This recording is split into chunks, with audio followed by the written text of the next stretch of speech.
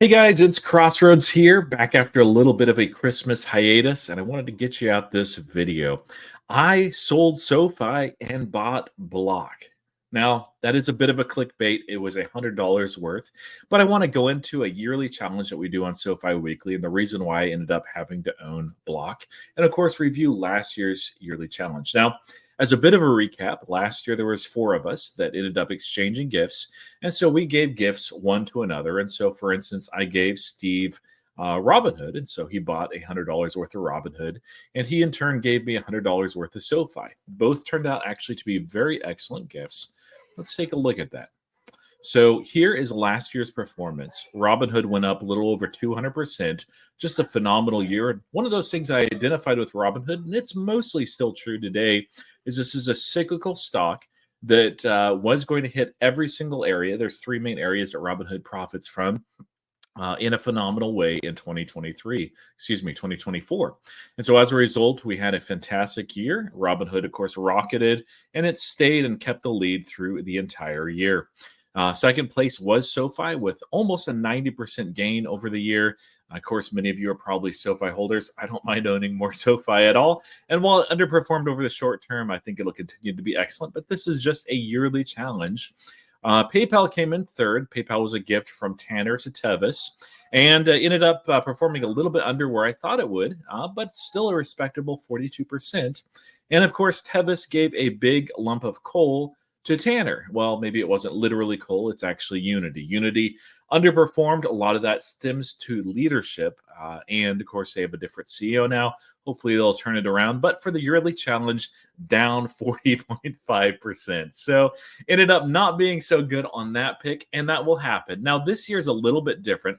There was five of us that gathered. So data derivative investing, that's Chris. He was able to pop in. And so we couldn't just swap gifts with each other back and forth directly. And so instead, we did it this way. So I received Block, and I'll talk about Block in just a second, from Steven.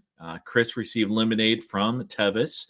Steve received TMDX from Chris. Tevis received Joby from Future Investing, which is probably the funniest gift. And I feel like it was a little bit of a payback just from Tevis giving Unity previously to Tanner. And Tanner received hymns from me.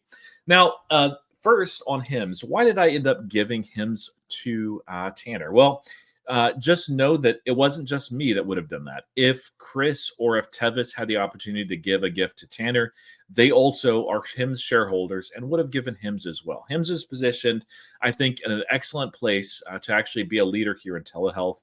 I've talked about HIMS at length before. Check out one of my other videos. But I don't think are trading at much of a premium right now. In fact, it seems like the market's given them a little bit of a discount over the last few weeks.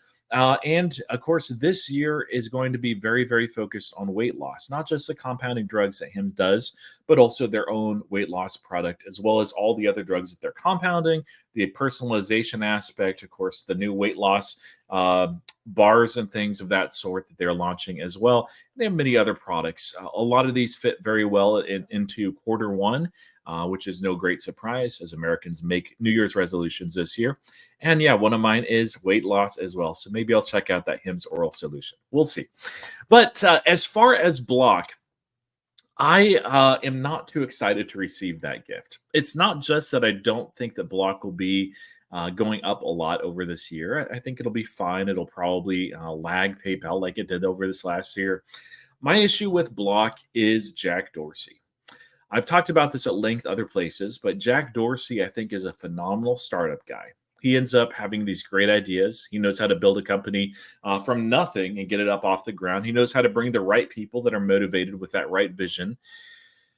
The problem is with Jack Dorsey, a couple of things. One of those is vision drift. And so as he continues to build a company, so this is Twitter, and I think also for Square or Block as it is now, it tends to be that the vision moves and shifts and it actually becomes larger and larger and larger to the point where no mere human can actually execute on all that vision. And so instead, Dorsey tends to try to do too much with too little. He oftentimes also gives overly generous terms to people that are working and are just not, they don't seem to be as motivated as other places such as Robinhood, where you have that non-siloed culture. You have a well-integrated team that's very focused on that next thing, that next aspect of their vision, and they can do multiple things at once as well and do that with excellence. With Jack Dorsey's team, it seems like when Jack is there, that his team works very, very hard. And when Jack is looking at the next shiny object, maybe that's Bitcoin miners or buying a digital media thing from one of their friends. I don't know. It's always something different with Jack, and it seems like that culture is just not as healthy as I'd like it to be. Now, I think Block will be okay in the long term. If Jack Dorsey actually exited Block, I would be very excited. I would be glad to be a shareholder. But as it is, I am forced to buy $100 worth of Block. And so I chose to do this in my SoFi Invest account. It's one that I don't look at very often. I don't even think about. And so it's just easy enough to sell $100 worth of SoFi there, buy $100 with Block. So no, all of my SoFi position except for $100, which is a tiny, tiny amount, is intact. I continue to hold SoFi. I have Leaps. I have shares. I don't plan to sell any anytime soon. I do think that there's a good chance we continue to see a bit of a pullback into and a little bit through Inauguration Day, getting a weak start off in the year. I could be wrong, but I can see where SoFi is heading as a company, and I'm glad to be a shareholder over the long term. I just don't see the same with Block, with Jack Dorsey. So the other companies as well, let me throw those back up. So this is a yearly challenge. One of the things that makes that difficult is a lot of us, in fact, all of us, tend to be long-term investors. Now, I do some swing trading. I think all of us do a little bit of swing trading now and then.